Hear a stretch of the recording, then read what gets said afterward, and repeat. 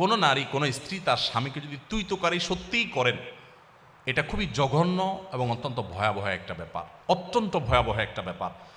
এবং একসাথে থাকতে গেলে কিছুটা বাদানুবাদ, কিছুটা উচ্চবাচ্য হবেই, কিন্তু তাই বলে তুই তোকারি পর্যায়ে চলে যাওয়া, চিল্লাচিল্লি পর্যায়ে চলে যাওয়া, হাতাহাতির পর্যায়ে চলে যাওয়া, এটা খুবই ডেঞ্জারাস, খুবই ভয়াবহ।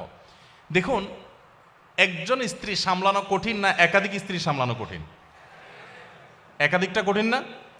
প্রিয়নবী সাল্লাল্লাহু আলাইহি সাল্লামের স্ত্রী কতজন ছিলেন?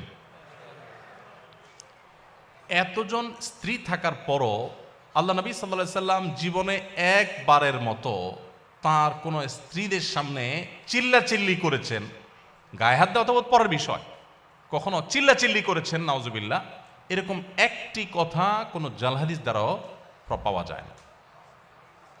তার মানে কি তাদের মধ্যে কিছু হয় নাই? বহু কিছু হয়েছে, এমন এমন জিনিস হয়েছে আমরা মনে করি যে কিছুই হয় নাই, বহু কিছু হয়েছে। হ্যাঁ, বহু কিছু বলতে আমরা যেগুলো মনে করি এরকম না, মানুষ হিসাবে তাদের মধ্যে অনেক কিছু হয়েছে। এক স্ত্রীর ঘর থেকে মধু খেয়ে এসছেন,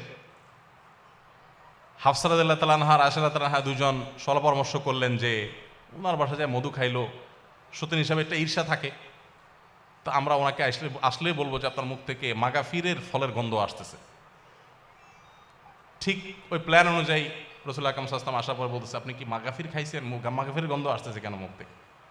রাসূল সাল্লাল্লাহু আলাইহি ওয়াসাল্লাম বলেন, না তো, মাগাফির তো খাই নাই, এটা খুব দুর্গন্ধ জাতীয় ফল, এটা তো খাই নাই। উনি আবার মুখে দুর্গন্ধটাকে খুব অপছন্দ করতেন, জিবরিল আসতো তার কাছে সবসময়। তো এবার ওনারা আবার আইডিয়া দিচ্ছেন যে আপনি মধু খাইছেন, মাগাফির খান নাই, হতে পারে পাখিয়ে ওই মাগাফির খেয়ে এসে মধুতে মুখ দিছে। দেখেন কত সুন্দর পরিকল্পনা। তো নবী সাল্লাল্লাহু আলাইহি সাল্লাম দেখলেন যে স্ত্রীরা নাখোশ হয়ে গেছে, বললেন যে ঠিক আছে, তাহলে আজ থেকে আমি আর মধু কোনোদিনই খাবো না। আল্লাহ তাআলা অবশ্য পরে আয়াত নাজিল করে সব ফাঁস করে দিয়েছেন। এগুলো আমরা জানলাম কিভাবে?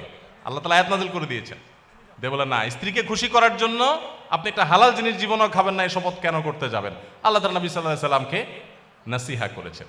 তাহলে দাম্পত্য জীবন নবী সাল্লাল্লাহু আলাইহি সাল্লামের স্ত্রীদের এরকম বিষয় আসলে ছিল, কিন্তু নবী সাল্লাল্লাহু আলাইহি সাল্লাম কখনো রাগ করেন নাই।